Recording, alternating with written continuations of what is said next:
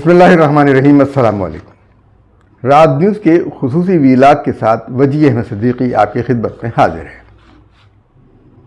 آج کل یہ سوال کیا جا رہا ہے کہ دو قومی نظریے کا مطلب یہ ہے کہ ہندوؤں سے نفرت کی جائے، اور یہ سوال واضح طور پر چند ایسے لوگ اٹھا رہے ہیں جو نہ ہندو ہیں نہ مسلمان، بلکہ وہ ایک سازشی عناصر میں سے ہیں اور جن کے عقائد ختم نبوت کے حوالے سے خاص کر مشکوک ہیں،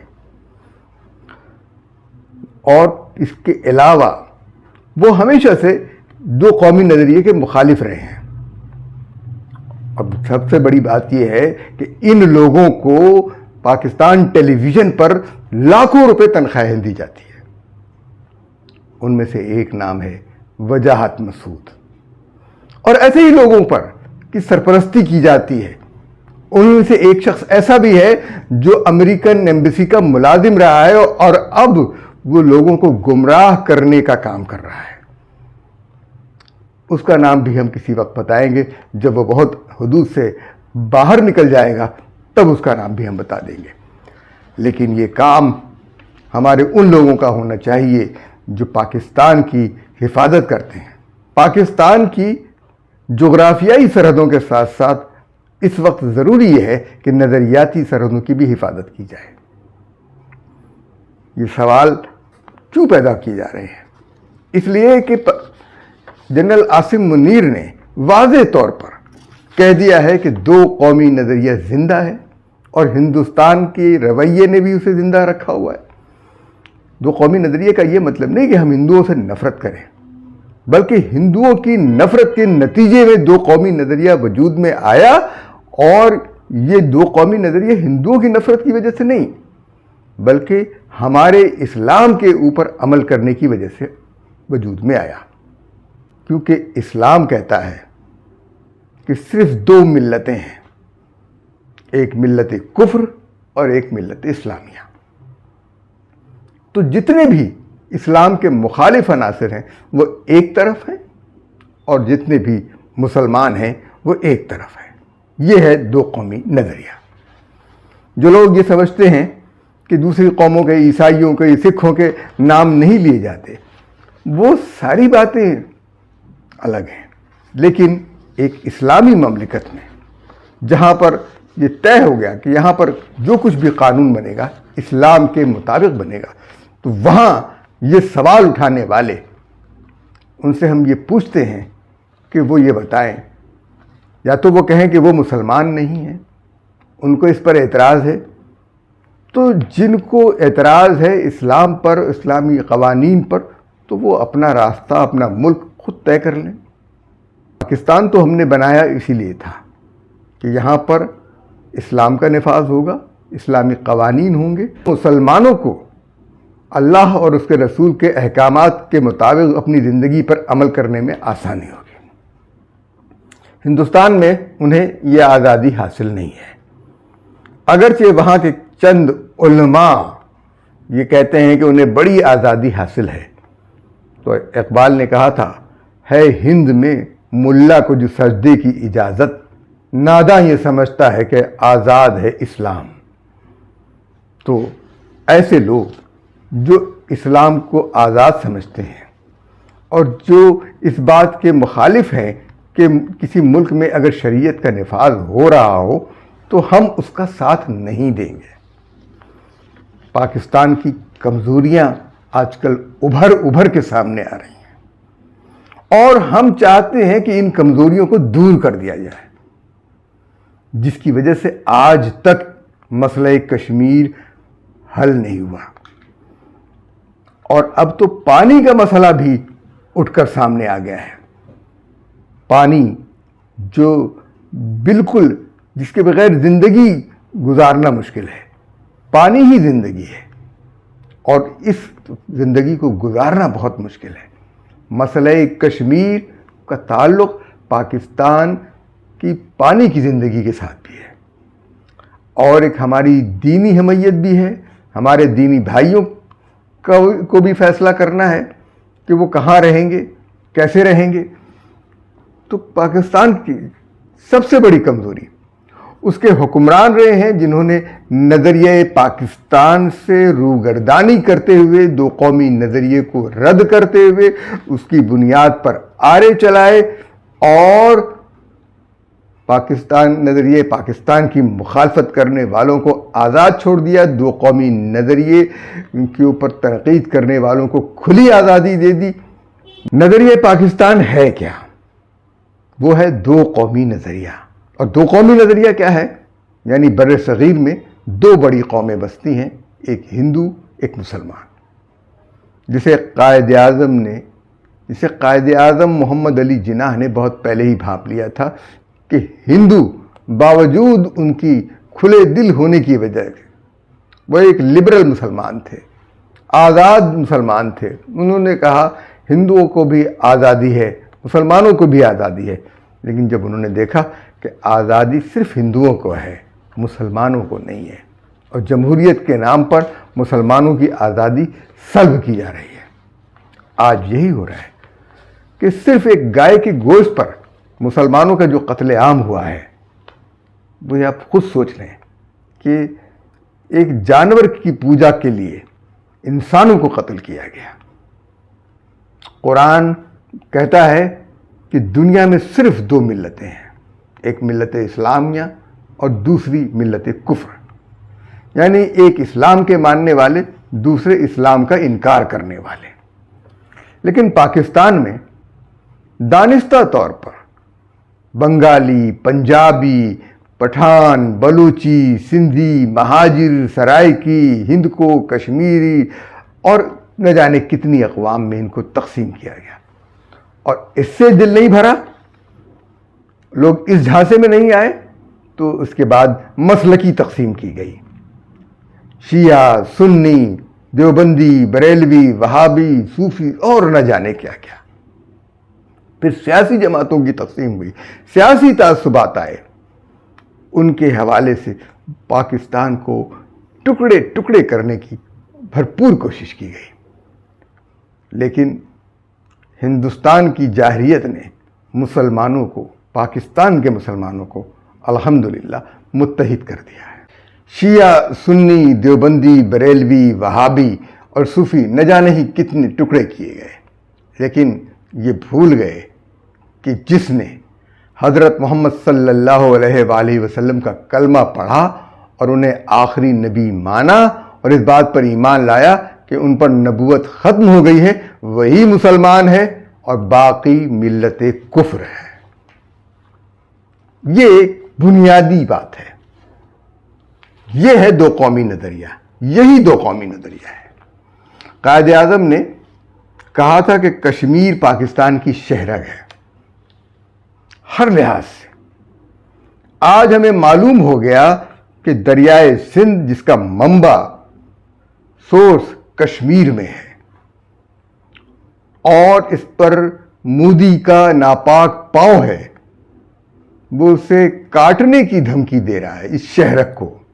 اور ہم میں سے کچھ لوگ ایسے ہیں جو برسوں سے یہی کہہ رہے ہیں کہ جنگ مسئلے کا حل نہیں ہے۔ ہمیں یاد کرنا ہوگا کہ کشمیر پر پہلی جنگ نے ہمیں آزاد کشمیر دلوایا تھا۔ کشمیر پر پہلی جنگ نے ہمیں آزاد کشمیر دلوایا تھا، اور گلگت اسکاؤٹس نے گلگت بلتستان لڑ کر لیا تھا۔ یہ سب طاقت کے بل پر حاصل کیا گیا تھا، اور پھر کچھ ایسے عاقبت نااندیش لوگ تھے جنہوں نے طرح طرح کے پروپیگنڈے کیے، الٹی سیدھی باتیں کی، اور وہ قبائلی اپنے علاقوں کو واپس چلے گئے۔ جھوٹ کا پلندہ، کیوں کہ قادیانیوں کو کشمیر کو اپنا مرکز بنانا تھا۔ وہ چاہتے تھے کہ کشمیر کسی طرح سے ان کا مرکز بن جائے۔ اور کشمیر کیوں پاکستان میں شامل نہیں ہوا؟ سر ظفر اللہ خان، پاکستان کا پہلا وزیر خارجہ، باؤنڈری کمیشن کا ممبر تھا، اور اس کا خلیفہ، اس نے انکار کیا باؤنڈری کمیشن کے سامنے، کہا کہ پاکستان کے لیے جو آپ اس نے باؤنڈری کمیشن کے سامنے انکار کیا اور کہا کہ ہمیں مسلمانوں میں شمار مت کرو، اس لیے کہ ہم مسلمانوں کو مسلمان نہیں سمجھتے، ہمیں مسلمانوں میں شمار مت کرو، اور ہم ہندوستان کے ساتھ رہنا چاہتے ہیں، پاکستان کے ساتھ نہیں رہنا چاہتے۔ وہ راستہ تھا کشمیر جانے کا راستہ، گورداسپور کا راستہ، گورداسپور جسے پاکستان میں شامل ہونا تھا، کیونکہ گورداسپور کے ضلع میں قادیان تھا اور قادیان میں یہ لوگ موجود تھے۔ اور پھر گاندھی کے ساتھ، نہرو کے ساتھ مل کر یہ سازش ہوئی، انہوں نے کشمیر کے لیے بھارت کو راستہ دیا، اور سر ظفر اللہ خان ان کا نمائندہ یہاں موجود تھا، اس نے تسلیم کر لیا اور کشمیر کا مسئلہ پیدا ہو گیا۔ یہ باؤنڈری کمیشن کا سب سے بڑا معاملہ تھا۔ تو آج بھی ہم یہ یاد کر سکتے ہیں کس طریقے سے کشمیر جو ہے بھارت کو دیا اور کس نے دیا، اور اس کشمیر کو مذاکرات کے بل پر اب حاصل نہیں کیا جا سکتا، جتنا جب گلگت بلتستان اور آزاد کشمیر طاقت کے بل پر حاصل کیے گئے تھے، تو باقی چیزیں بھی طاقت کے بل پر حاصل ہو سکتی ہیں۔ 1971 کی مسلط کردہ جنگ میں ہم نے جو کچھ حاصل کیا تھا وہ کھویا۔ 1999 کی کارگل جنگ میں بھی حکمت عملی کی غلطی سے ہم نے بہت کچھ کھو دیا۔ بھارت نے پاکستان کے خلاف ہمیشہ پروپیگنڈا کیا ہے اور جھوٹ بولا، کشمیر کی آزادی کی تحریک کو دہشت گردی قرار دیا اور ہم دباؤ میں آ گئے۔ کشمیر بھارت یا پاکستان کا حصہ نہیں ہے، یہ اقوام متحدہ کے ایجنڈے پر موجود ہے کہ وہاں کے عوام کو یہ فیصلہ کرنا ہے کہ وہ بھارت کے ساتھ جائیں گے یا پاکستان کے ساتھ جائیں گے۔ یہاں ان کی آزادی کی ایسی تحریک نہیں چل رہی ہے کہ وہ آزاد ہوں، بالکل انڈیپینڈنٹ ہوں، بلکہ ان کو یہ فیصلہ کرنا ہے کہ انہیں الحاق کس کے ساتھ کرنا ہے۔ بھارت نے زبردستی ناجائز طور پر اقوام متحدہ کی قراردادوں کی خلاف ورزی کرتے ہوئے اس کو اپنے ملک کا حصہ بنا لیا ہے، لیکن اپنی 12-13 لاکھ فوج رکھنے کے باوجود اسے وہ بھارت کا حصہ نہیں بنا سکا ہے، عملاً نہیں بنا سکا ہے۔ اور یہ پہلگام جیسے ڈرامے کرنے کا مقصد یہ ہے کہ جو کام اس نے جعفر ایکسپریس میں کیا تھا، اس کا بھانڈا پھوٹنے والا تھا، تو اس نے پہلگام کا ڈرامہ رچایا، لیکن یہ ڈرامہ اب اس کے لیے الٹا پڑ گیا ہے۔ لہذا کشمیریوں کی آزادی کی کوئی تحریک اور ایسی جدوجہد جو اپنے حق خود ارادی کے حصول کے لیے ہو، اس کو نہیں روکا جا سکتا۔ دہشت گردی کی آج تک تعریف نہیں ہوئی ہے، لیکن وہ دو ممالک جن کی آزادی کی تحریک یا جن کی آزادی کا فیصلہ اقوام متحدہ میں موجود ہے، وہ دو خطے، کشمیر کا اور فلسطین کا، اقوام متحدہ کے ایجنڈے پر 80 سال سے زیادہ عرصہ ہو رہا ہے، تقریباً 80 سال ہو رہا ہے، تو اقوام متحدہ کے ایجنڈے پر موجود ہے، کیوں اس کو حل نہیں کیا جا رہا؟ ان کو اپنی آزادی کے حصول کے لیے کسی جدوجہد سے نہیں روکا جا سکتا۔ کوئی ریاست، ملک یا فوج استعمال کی جاتی ہے ان کے اس حق کو روکنے کے لیے تو وہ ناجائز ہے اور وہ ریاستی دہشت گردی کہلائے گی۔ ان کی طرف سے اس فوج کے خلاف طاقت کا استعمال دہشت گردی نہیں کہلا سکتا، کیونکہ اس فوج نے، اس طاقت نے ان کی ریاست پر، ان کے علاقے پر ناجائز قبضہ کیا ہوا ہے۔ بھارت نے ریاستی دہشت گردی کے بل پر کشمیر پر قبضہ کیا ہوا ہے، یہ بات واضح ہے۔ اسی طرح اسرائیل نے بھی۔ اقوام متحدہ نے مسئلہ کشمیر کو ایک طویل عرصے سے حل نہیں کیا۔ اب بھارت پاکستان کو طاقت کے استعمال کی دھمکی دیتا ہے تو پاکستان کے وزیر اعظم شہباز شریف دنیا سے شکایت کرتے ہیں کہ بھارت کو جنگ سے باز رکھے۔ یہ بیان وزیر اعظم شہباز شریف کی طرف سے، یہ کوششیں بزدلانہ کوششیں ہیں۔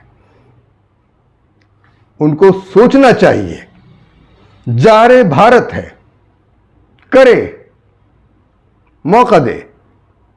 Army chief general Asim Munir نے واضح کر دیا ہے کہ ہم بھارت کی ہر جارحیت کا منہ توڑ جواب دیں گے۔ ضرورت ہے اس وقت، یہ ضرورت ہے۔ دنیا کے سامنے آپ ہاتھ پاؤں مت جوڑیں، اس لیے کہ مودی آپ کے بھائی کے گھر آیا تھا۔ یہ لوگ نہیں بھولے ہیں۔ بھارت کو جنگ سے باز رکھنے کی کوئی ضرورت نہیں ہے۔ ذرا اپنا سر اونچا کر کے یہ کہنا ہوگا کہ اگر پہل بھارت کرے گا تو آخری گولی ہماری ہوگی۔ جنگ کو ختم کرنے کا فیصلہ ہم کریں گے۔ دنیا کے سامنے اپیل کی بزدلی سے باز آئیں۔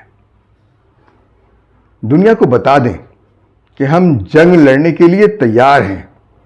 کیا دنیا میں جنگ لڑنے کا ٹھیکہ امریکہ نے لے رکھا ہے؟ جہاں چاہے جدھر چاہے حملہ کر دے۔ کیا اسرائیل نے لے رکھا ہے جہاں چاہے جدھر چاہے حملہ کر دے؟ یا روس نے لے رکھا ہے جو یوکرین پر حملہ کر دے، کسی اور ملک پہ حملہ کر دے؟ یا اسرائیل کو آپ نے یہ حق دے رکھا ہے کہ وہ فلسطینیوں پر جب چاہے بم برسا دے، لبنان میں برسا دے، جہاں چاہے بم برسا دے؟ اسی طرح کا آپ اختیار بھارت کو دینا چاہتے ہیں؟ یا بھارت کے لیے آزادی ہے کہ کشمیر میں، پاکستان میں، بنگلہ دیش میں، سری لنکا کے معاملات میں مداخلت کرے، دہشت گردی کرے؟ وہاں پہ اس کو کھلی آزادی ہے؟ یہ سوچنے کی بات ہے۔ پاکستان کی وزارت خارجہ نے کبھی دنیا کو یہ بتایا ہی نہیں کہ مسئلہ کشمیر کیا ہے، بلکہ ہماری حکومت نے بھی اپنے عوام کو، اپنے طالب علموں کو یہ نہیں بتایا کہ مسئلہ کشمیر کیا ہے، سندھ طاس معاہدہ کیا ہے، دو قومی نظریہ کیا ہے۔ ہمیں وجاہت مسعود جیسے مسلم دشمن، اسلام دشمن، نام مسلمانوں جیسے کام ہندوؤں سے بھی بدتر ایسے لوگ ملے ہیں۔ اور ایک اور صاحب بھی ہیں جو اپنے بڑے عہدوں پہ رہے اور اسلام کے سب سے بڑے دشمن ہیں، نجم سیٹھی۔ ان کے بارے میں بھی ہم آپ کو بتائیں گے کہ وہ کیا کرتے رہے ہیں۔ جب ہم نے اپنے لوگوں کو یہ نہیں بتایا کہ سندھ طاس معاہدہ کیا ہوا تھا، اور 6 دریاؤں میں سے 3 مکمل طور پر بھارت کو دے دیے گئے اور جن میں سے 1 قطرہ پاکستان کو نہیں دیا گیا، اور جو باقی 3 دریا پاکستان کو دیے گئے اس میں سے بھی 22% پانی بھارت کو دے دیا گیا۔ جو 3 دریا بھارت کو دیے گئے ان میں سے بھی 22% پانی پاکستان کو ملنا چاہیے تھا، نہیں ہوا۔ ورلڈ بینک نے یہ فیصلہ کیا، ایوب خان نے تسلیم کر لیا، اور یہ چلتا چلا آ رہا تھا۔ 3 دریا بالکل خشک ہو گئے، راوی، ستلج، بیاس۔ پاکستان سے کوئی تعلق نہیں، اور ان دریاؤں کے بل پر گجرات، راجستھان کو سیراب کیا جا رہا ہے۔ صحراؤں کے اندر یہ سیرابی ماحولیاتی تبدیلی پر برا اثر ڈالے گی۔ اس ناانصافی پر مبنی معاہدے کی وجہ سے ماحولیاتی بگاڑ پیدا ہوا ہے، اور اب مودی دریائے سندھ کو خشک کر کے مزید ماحولیاتی بگاڑ پیدا کرنا چاہتا ہے۔ وہ تمام دریاؤں کا رخ بھارت کی طرف موڑنا چاہتا ہے، گجرات لے جانا چاہتا ہے دریائے سندھ کا پانی، اور پھر راجستھان کو سیراب کرنا تھا، صحرا کو سیراب کرنا چاہتا ہے، جس سے دنیا میں ماحولیاتی ڈس بیلنس ہوگا، بگاڑ ہوگا۔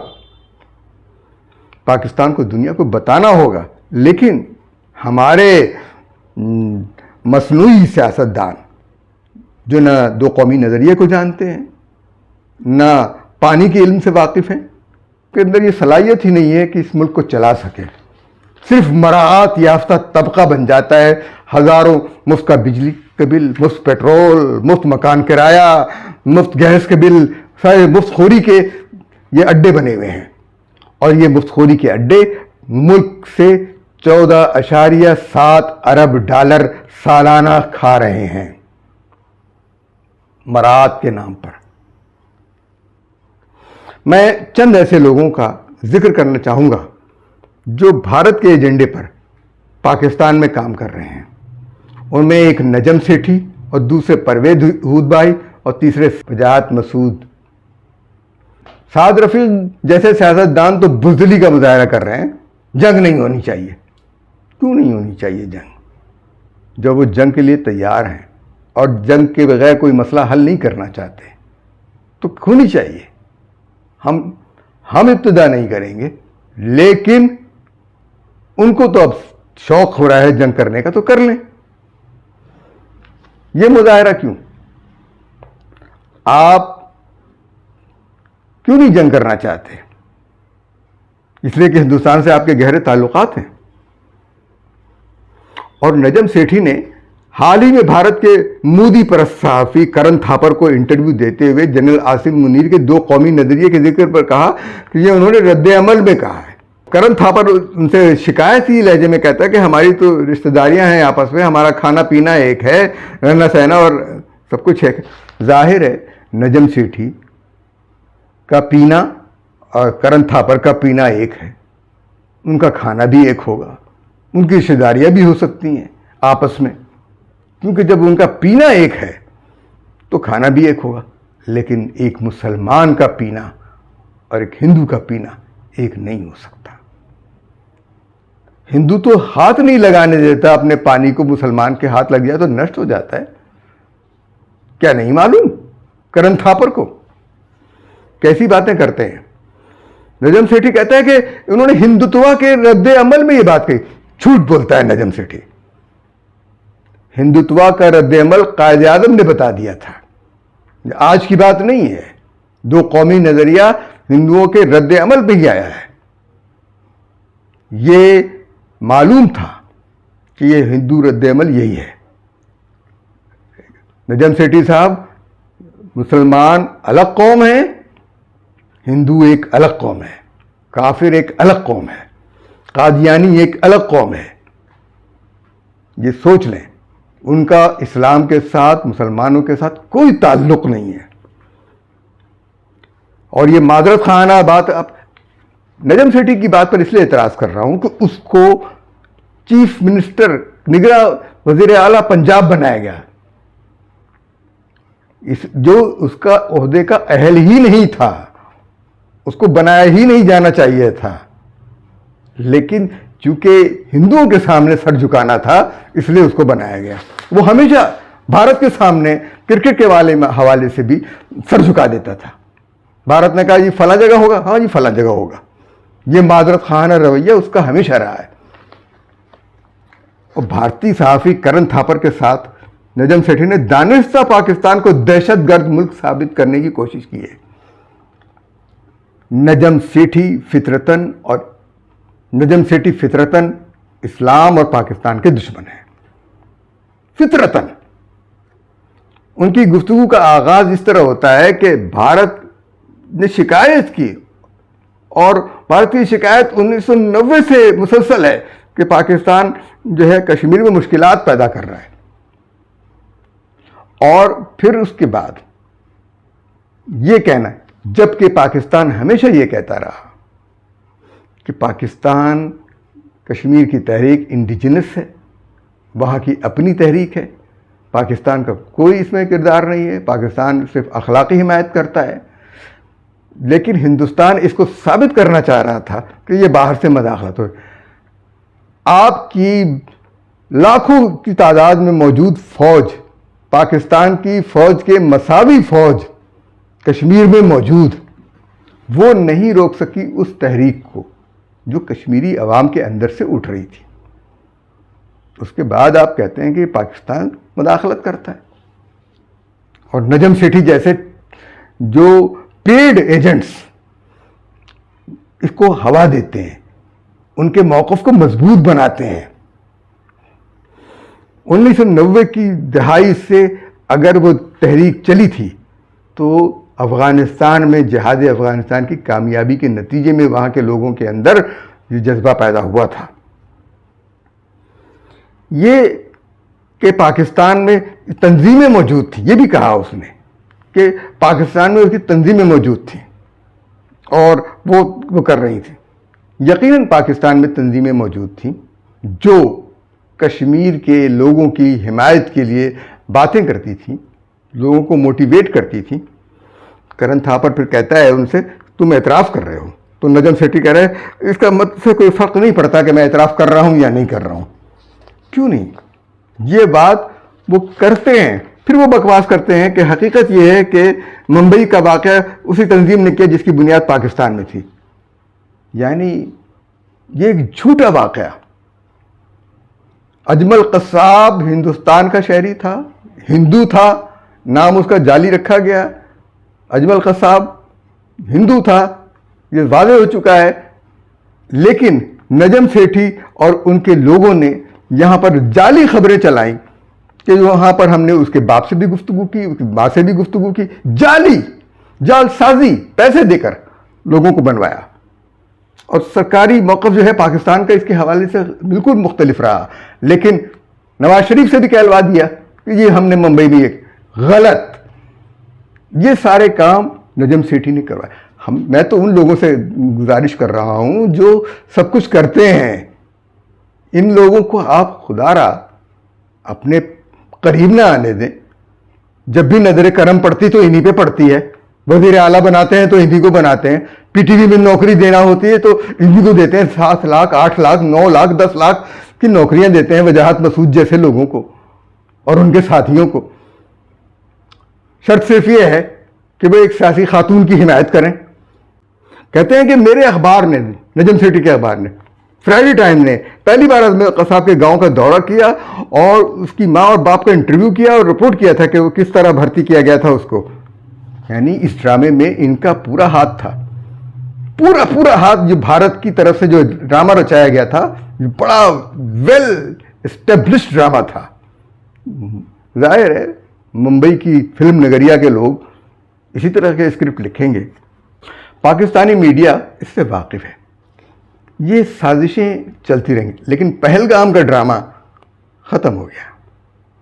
وہ اس ڈرامے کا اسکرپٹ کمزور پڑ گیا. کرن تھاپر سوال کرتا ہے کہ آپ کے وزیر کا یہ الزام درست ہے کہ یہ فالس فلیگ آپریشن ہے پہلگام کا, یعنی, اور نجم سیٹھی کھسیانے ہو جاتے ہیں. دراصل یہ سب کچھ طے شدہ ایجنڈے کے تحت پہلگام کے واقعے کو سچ ثابت کرنے کے لیے نجم سیٹھی نے اس کو انٹرویو دیا. بھارتی میڈیا پر پاکستان کے موقف سے, خاص طور پر آرمی چیف کے موقف کو کمزور کرنے کے لیے اس نے کیا.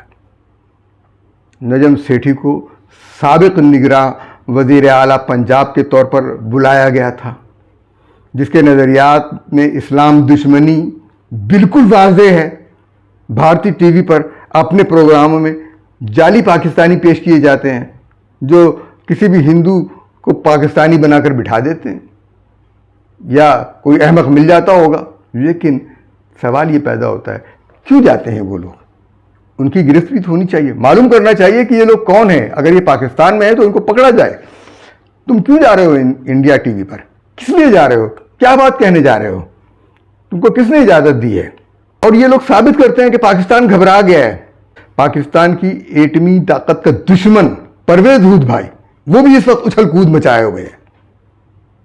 اسلام اور پاکستان, دو قومی نظریے, پاکستان کی ایٹمی طاقت سب کا دشمن ہے. اور اسلام کے لیے تو بہت ہردہ سرائی کرتا ہے. دو قومی نظریے کا تو سب سے بڑا دشمن ہے.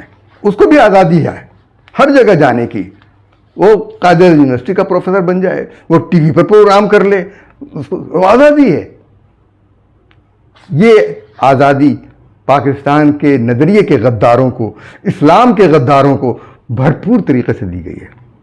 اس وقت ضرورت اس بات کی ہے کہ دو قومی نظریے کی ترویج ہو, مسئلہ کشمیر کی تشہیر ہو, سنتاس معاہدے پر گفتگو ہو, اور بھارت کے جنگ کے مسلط کرنے کی صورت میں جواب دینے کی صلاحیت کا اظہار ہو. جو لوگ میز بنا رہے ہیں وہ پاکستان کی خدمت نہیں کر رہے. ہمارا دشمن مکار ہے, عیار ہے, اور کمزور نہیں ہے. آپ کمزور نہ سمجھیں. جیسا کہ کوئی ٹی وی چینل اپنی عامیانہ زبان میں کہہ رہے ہیں کہ بھارتی میڈیا کو معلوم ہونا چاہیے کہ پاکستان بالکل کمزور نہیں ہے. ہمارے میڈیا کو واضح طور پر اپنے عوام کی رہنمائی کرنی ہوگی. دو قومی نظریہ بتانا ہوگا, سنتاس معاہدہ بتانا ہوگا, مسئلہ کشمیر بتانا ہوگا. اس کے بعد ہم مزید ایک قوم بنیں گے. کیونکہ یہی سازش ختم ہوگی تو بلوچستان کے اندر دہشت گردی ختم ہوگی. سندھ کے اندر بے چینی ختم ہوگی، خیبر پختونخوا میں جو کچھ سازشیں پل رہی ہیں ان کا قلع خامہ ہوگا، جب تک ہم نظریہ پاکستان کی اصل نہیں بتائیں گے۔ ہماری کمزوری تو صرف یہ ہے کہ ہم پروپیگنڈا نہیں کر سکتے، ہم اس روانی سے جھوٹ نہیں بول سکتے جس روانی سے بھارت جھوٹ بولتا ہے، لیکن ہم سچ تو بول سکتے ہیں۔ لہذا ہمیں وزیروں کی طرح لوگوں کو جنگ سے خوفزدہ نہیں کرانا چاہیے۔ ہمیں جنگ سے اگر خوف ہے تو یہ ہے کہ ہمارے جو حکمران ہیں اس کا بھی ٹیکس عائد کر دیں گے، اپنی مراعات میں، اپنی عیاشی میں کمی نہیں لائیں گے۔ ضرورت ہے کہ ان کی مراعات میں، ان کی عیاشیوں میں کمی لائی جائے اور اس کمی کو جنگ کے لیے استعمال کیا جائے۔ سب سے پہلا کام تو یہ ہے کہ جنگ بند کروانے کے کام کی تمام کوششیں روک دینی چاہیے اور انتظار کرنا چاہیے کہ بھارت کب یہ قدم اٹھاتا ہے۔ تمام وزراء کے بیانات پر پابندی لگا دینی چاہیے، کیونکہ وہ احمقانہ انداز سے بیان دیتے ہیں، ان کے بیان کو پکڑا جا سکتا ہے، وہ سوچتے اور سمجھتے نہیں ہیں۔ ہمارے سامنے حنیف عباسی اور مصطفیٰ کمال کی مثال شامل ہے۔ وہی مصطفیٰ کمال جن کی تنظیم کو کبھی بھارت ٹریننگ دیتا تھا، اب وہ بڑے پارسا اور وطن دوست بن رہے ہیں۔